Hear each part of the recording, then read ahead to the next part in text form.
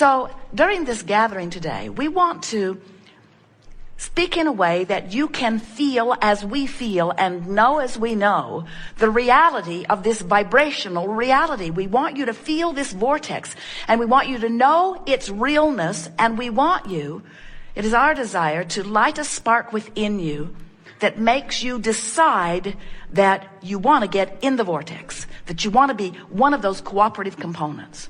Now, it's perfectly possible, may happen to you often. We see it happen to Esther, where you're bipping along, you're finding reasons to feel good, you're launching rockets of desire, and you're mostly in the vortex. And life is sweet when you are. People are kind to you, doors are opening for you, ideas are flowing, you have a feeling of well-being, a feeling of clarity and ease. You have balance. No matter what happens, you have your sea legs. All is well for you. And then something will happen that causes a reactivation of an old, maybe dormant vibration within you. Something happens and you view it, which causes you to offer a vibration that isn't consistent with the vortex. So all that happens is the vortex just spits you out.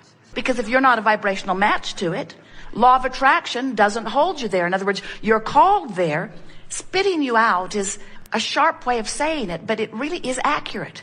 Because law of attraction calls to it what matches and doesn't allow near it what doesn't. How about that? So if you are a vibrational match, if you are feeling worthy, if you're feeling confident, if you're feeling happy with yourself, you're happily in the vortex. But when you find a reason to find fault with yourself, out you go. Now, we want to present this in a way that you don't worry about getting spit out of the vortex, because you understand that this process that you are upon here in your physical body is 3 steps. You came forth to explore contrast. You came forth to know what you don't want so that you can more clearly identify what it is you do want. Without that comparison, none of us could move forward. So as you continue to add to all that is by knowing what you don't want, you're having a step 1 moment. And when you're having a step 1 moment, you're not in the vortex. Now, we're always in the vortex having our step 2 moment. In other words, when you launch a rocket of desire, you send it our way. And we see it and embrace it and know it and become a vibrational match to it. We focus upon it, and law of attraction responds to it, which means what you want is in the process of becoming, but it means something ever so much more important. It means you expanded to be more. And that's the thing that so many of you are missing in this business of creation. You think you're creating a car. You're not creating only a car. You're creating yourself as the holder of that better vehicle. It is you who is expanding. Life gave you the idea of expanse. And even though your ideas are about things you want or relationships you want, you are the expanded part of this. Can you hear this? So life keeps causing you to become more. And when you become more, the you that became more is always in the vortex. Step 2. Step 3 is you in your human physical form must find a way to get in there too. That's what the art of allowing is. Getting in the vortex, becoming a vibrational match to who you have become. Another way of saying it is, life caused you to expand. The larger part of you did. What's the rest of you doing? Hanging on for dear life. Beating the drum of justification and rationalization. I need it because I don't have it. I need it because I don't have it. I need it because I don't have it. And what we want you to hear is the vibration of I don't have it doesn't match what's in the vortex. So everything that we talk about, every book we've ever written, every process we've ever flowed to you, and there are dozens of them and dozens more coming, every process is about helping you figure out how to get in the vortex. And there's no cut and dried way, because your vortex is not exactly the same as anyone else's vortex. In other words, what you put in it and the vibrational components of it are unique to you. But it doesn't matter that it's unique to you, because you have a unique guidance system that is unique to you also. You have a unique guidance system that is letting you know in every moment what your vibrational relationship is between you and you. And the better you feel, the better the relationship is. The worse you feel, the worse the relationship is. In other words, you got to get tuned into who you are. So here's this vortex. Do you accept it? Here's this vortex spinning. And let's say that you are feeling some despair. You are pretty far from the vortex. So even though circumstances and events for all of the things that you've been asking for have already been arranged, you can't see them. Your cell phone's out of range. The message has been given. The clues are there. The path has been carved. It's all ready for you. But you're out of range because you're an ornery toad. You say, with good reason, this happened, and this happened, and this happened, and this happened, and this happened, and this happened. And we say, we didn't say that you're not justified in your negative emotion. But we will never say that your negative emotion, no matter what its reason, is justified. In other words, you're justified in the sense that you didn't make it up. But from our point of view, there is no excuse in the world that is big enough to keep you outside of this vortex where everything that you want is. It must just be a misunderstanding. We do not think that you would deliberately hold yourself away from who you are, from all you are, and from all you want. You must just be doing it because you don't know any better, or because you've got habits of thought that are a little hard to break. So this gathering is about figuring out how to change those thoughts, and therefore change that vibration, and therefore change that relationship, and therefore change that emotion, and therefore change the way things are manifesting in your experience. Now, we've been a little heavy here because you are powerful in your desire, and you're doing extremely well. Look how well things are going. But in order for things to go even better, you've got to make peace with how things are already going. Seems like a backwards approach. When we say to someone who doesn't have something they want, well, you just have to make peace with it. They worry. They say, if I make peace with it, won't the universe say, oh, she's happy with that. Don't bother going to work for her. We say, it doesn't work like that at all. When you make peace with it, you stop resistance. When you let go of the struggle, you soften resistance. Anything that makes you feel better allows you to be swept into the vortex more easily. Well, now you know everything we know that matters. There is nothing more that we could tell you that is of importance. Now you just have to practice getting in the vortex. Esther has been in and out of the vortex, more in than out, almost all of her life. And recently figured out how to get in there on purpose. And as she began to stay in there more consistently, in other words, in, out, in, out, in, out, in, out, in, out, in, she began announcing to Jerry, I'm never coming out. I'm never coming out. Because just the elation of life, the way she felt, the clarity of her mind, her response to the world, the way the world looked, the way the world was responding to her. Why would anybody ever want to be out of the vortex? And then something happened, out she was. She really irritated about being out. But then she remembered how easy it was to get back in.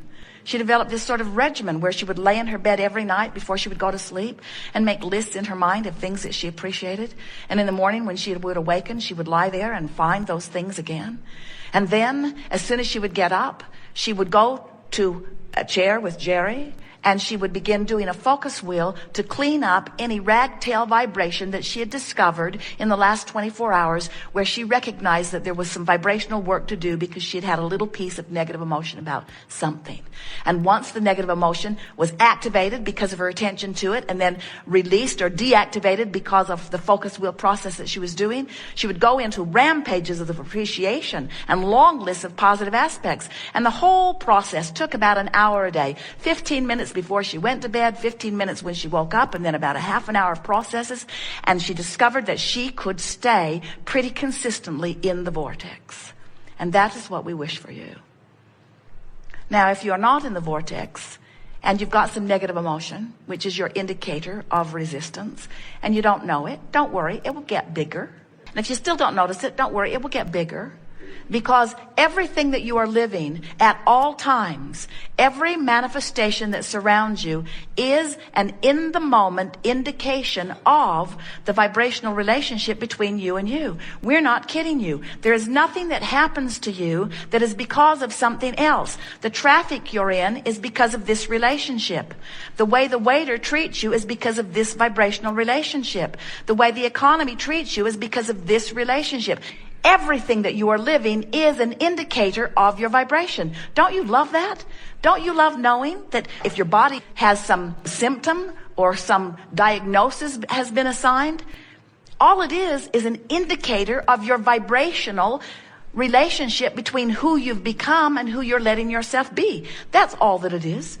So it would not matter what the diagnosis is that has been given to you. It's only an indicator of a vibration that you can change. So during this gathering, we want to show you how, regardless of what the reality is, you can change the vibration. And when you change the vibration, the reality has to change. You are invincible. There is nothing that you cannot be or do or have. You just got to know the rules of the game. You got to understand law of attraction. You've got to know what your emotions are telling you, and you got to want to get in the vortex. Good. Want to talk about some things? You do. Very good. All right, this is going to be a wonderful unfolding. So just relax. Make a decision that no matter what goes on in this chair, you're going to stay in the vortex. So let's say that somebody's been giving you a hard time, and so you've created and created and created recently really strong components. You've added them to your vortex. And now you've meditated. You know, when you meditate, you release thoughts, so you're in the vortex. Or you got on a rampage of appreciation, you're in the vortex. You stop doing those things that you do that kept you out of the vortex. And when you stop doing those things you do that kept you out of the vortex brings you in. And when you're in there, oh, it is so sweet. Your body feels good. Your mind is clear. It's evident to others around you. You're thriving. But then, even inside the vortex, the phone rings. You know who it is. Or something happens. And as you give your attention to this subject that is of a different vibrational frequency than the vortex spits you out. Because only cooperative components can abide. So you get the idea that we want you to release your resistance so that the vortex can take you in. But what happens if the vortex spits you out? Is it a problem? No. Because you came forth into this physical experience understanding that the creative process is 3 steps. Step 1, ask. And you need contrast to do that. If you don't have a variety to choose from, you have no way of asking. So step 1 is important. And step 1 happens in the majority of cases when you are outside of the vortex. You know what you don't want, you ask for what you do want. Step 2 is not your job. That's the job of source. That's the job of your inner being. That's the job of law of attraction. That's the job of the vortex. Step 2 is when you ask, it is given every single time. And it's not just given. The vortex and the source within you becomes the equivalent of all that you've been asking for. So step 2 is not your work. And step 1, you don't have to work at because the contrast just causes you to ask. Step 3 is your work. And what is step 3? Step 3 is to be conscious and aware of the way you feel, reaching for the best feeling thought you can find from wherever you are, so that you will allow the vortex to take you in. Allow your entry into the vortex. If we were standing in your physical shoes, we would be eagerly aware of this vortex of creation. But we would not freak out when we're having a step 1 moment. When you're having a step 1 moment, understand your relationship to the vortex. Say to yourself, I'm ornery as I can be as I'm having this step 1 moment, but the good news is I'm putting things in the vortex. In other words, at least be aware that that's what you're doing. And then say, and I know, the happy old vortex is over there just spinning around, gathering all the cooperative components, but for now I intend to just complain. Because in my complaining, I'm adding more to the vortex. That's my justification. And we say, yes, you are. And we do want you to be easy when you're not in the vortex, but we want you to be in the vortex. And you don't need to worry. There is enough contrast that surrounds you that you'll have plenty of step 1 opportunities. Let your dominant intent be to be in the vicinity of the vortex. Let this loving, God-force vortex bring you in. Let yourself be all that you have become. That's what will happen when you have your, what you call your death experience. We call it croaking. We try to be as disrespectful as we can of death, since there isn't any. You're always alive, sometimes physically focused.